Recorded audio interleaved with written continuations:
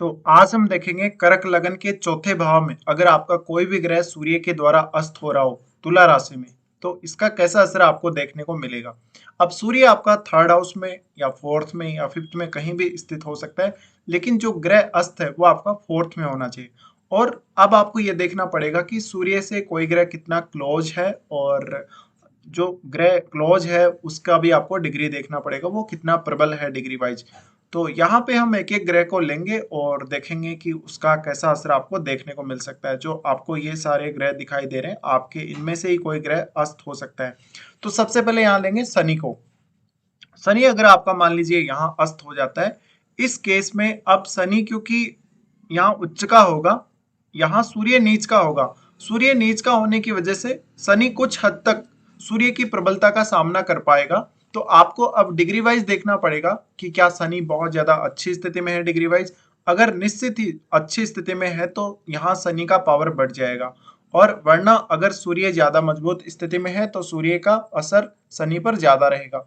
तो यहाँ पे थोड़े से फैमिली में मतभेद दिखते हैं आपको। आपके जो फैमिली के सदस्य हैं काफी ज्यादा रिस्ट्रिक्टेड होते होंगे व्यवहार में, और काफी आपकी विशेषकर मदर का जो स्वभाव है वो काफी रेस्ट्रिक्टेड देखने को मिल सकता है या काफी रिजिड देखने को मिल सकता है। अब यहाँ पे जब भी शनि आते हैं तो शनि ये दिखाते हैं कि आपका जीवन साथी भी काफी ज्यादा रिजिड होगा व्यवहार में, और बहुत डोमिनेटिंग होगा। साथ ही ऐसा जो जीवन साथी होगा आपको काफी दबा के रखेगा, अपने अंडर में रखने की कोशिश करेगा, आपके ऊपर बहुत ज्यादा रूल रेगुलेशन थोपेगा और आपकी बात कभी नहीं मानेगा। साथ ही आपकी माताजी का जो स्वभाव है वो आपके जीवन साथी से मिलता जुलता हो सकता है। फिर शनि क्योंकि सप्तमेश है, तो सप्तमेश होने की वजह से आपको जो पार्टनर मिलेंगे, अगर आपने कोई भी पार्टनरशिप करी हो बिजनेस में, तो जो पार्टनर मिलेंगे काफी उनके साथ आपका मतभेद रहेगा। अब इस केस में क्योंकि शनि अष्टमेश भी है, अष्टमेश होने की वजह से यहाँ आपको कुछ हद तक पैतृक संपत्ति मिलना या परिवार का अच्छा सपोर्ट मिलना भी तय है, और आपको भौतिक सुख सुविधाओं के दृष्टिकोण से देखा जाए तो एक सिंपल लाइफ स्टाइल ज्यादा पसंद आएगी। अब शनि क्योंकि अष्टमेश है, अष्टमेश होने की वजह से यहाँ थोड़ा बहुत उतार चढ़ाव दिखता है। हालांकि शनि ज्यादा स्टेबिलिटी को वैसे तो दिखाते हैं, बट अष्टम भाव से संबंध आ गया है, इस वजह से जातक को सब कुछ देरी से मिलेगा। जातक को अपने करियर में भी सफलता काफी देरी से मिलेगी, और एक बहुत ज्यादा एक रिजिड स्थिति या हम कह सकते हैं बहुत रूल रेगुलेशन वाली स्थिति में आपको शुरुआत से ही रहना पड़ा होगा। तो आपकी जो फैमिली के रूल रेगुलेशन है, आपकी जो परंपराएं हैं वो काफी स्ट्रिक्ट होती होंगी, ऐसा भी यहाँ पॉसिबल दिखता है। फिर क्योंकि इन दोनों का डायरेक्ट जो इम्पैक्ट पड़ेगा, दृष्टि जो पड़ रही है वो 10th हाउस में पड़ रही है, इस वजह से जातक को करियर में बहुत ज्यादा आगे बढ़ने की चाहत रहेगी। जातक एक ठीक ठीक समय पे अपने करियर में आगे ग्रोथ कर पाएगा, और उसके अपने बॉस के साथ संबंधों के बिगड़ने की ज्यादा संभावना लगती है, क्योंकि जातक अपने करियर से कभी भी संतुष्ट नहीं रहेगा। उसके बाद हम यहाँ लेंगे बुध को। बुध अगर आपका सूर्य के द्वारा अस्त हो जाता है तो बुध आपका 12वें घर का स्वामी है और तृतीय है।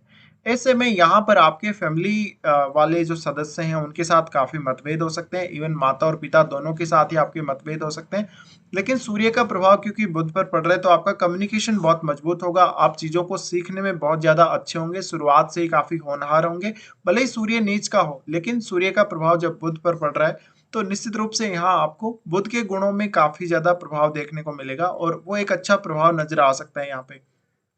अब 12वें घर का भी स्वामी है बुध, उस वजह से जातक में क्रिएटिविटी बहुत ज्यादा रहेगी।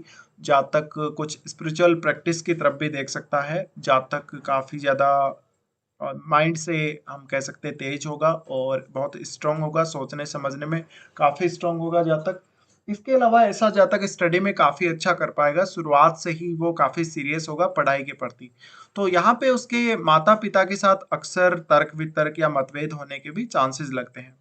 तो बुध का प्रभाव कुछ ऐसा देखने को मिलेगा। फिर हम यहाँ मंगल को लेंगे। मंगल अगर यहाँ सूर्य से कंबस्ट हो जाते हैं तो मंगल आपकी कुंडली में पंचमेश तो है ही, साथ में आपके 10th हाउस के स्वामी है। अब सूर्य द्वारा मंगल का अस्त होना आपको बहुत ही ज्यादा इस बात के लिए बाध्य करेगा कि आप करियर में किसी भी प्रकार से आगे बढ़े, आप अपना गोल निश्चित ही अचीव करें। तो सूर्य यहाँ नीच का है। नीच का होने की वजह से सरकारी कार्यों में कुछ हद तक आपको प्रॉब्लम्स आ सकती है, जैसे कि अपने बॉस से विवादों का सामना करना पड़ सकता है, आपको अपने वर्क प्लेस पे काफ़ी ज़्यादा दिक्कतें आ सकती हैं, जातक का फैमिली का जो नेचर रहेगा आपका वो भी अच्छा नहीं रहेगा, जातक को वहाँ भी काफ़ी ज़्यादा टेंशन वाली स्थितियाँ देखने को मिल सकती हैं। फिर क्योंकि मंगल है वो पंचमेश है, पंचमेश होने की वजह से जातक में गुण बहुत ज़्यादा होंगे, लेकिन जातक में एनर्जी बहुत ही ज़्यादा होने की वजह से जातक अपने ऊपर घमंड करेगा, जातक काफ़ी तेज़ी से काम करने वाला होगा, तेज़ी से डिसीजन लेने वाला होगा। तो यहाँ जो तेज़ी है, उसकी वजह से आपके कार्य बिगड़ने की संभावना ज़्यादा बनती है। फिर मंगल क्योंकि पंचमेश है, पंचमेश होने की वजह से आपको शुरुआती समय में जब आप स्कूल वगैरह में एडमिशन लेते हैं, तो आपको बहुत ज़्यादा होनहार स्थिति का दिखाते हैं, बहुत ज़्यादा तेज़ दिखाते हैं, पढ़ाई में आप काफ़ी होशियार होंगे और उस समय आपको शुरुआती जीवन में माता-पिता की मदद काफ़ी अच्छी मिलेगी। लेकिन उसके बाद आप एक बहुत ही अच्छे करियर के मामले में अचीवर हो सकते हैं। आप जो बाधाएँ आएँगी करियर में, उनको बहुत ही अच्छे से दूर कर सकते हैं। तो ऐसा जातक काफ़ी कॉन्फिडेंस वाला होगा, लेकिन उसके बुरे व्यवहार की वजह से या उसको बहुत ज़्यादा जल्दबाज़ी की वजह से ही सिर्फ़ नुकसान होगा। साथ ही आप कभी-कभी अपने परिवारजनों से भी मतभेद रखेंगे।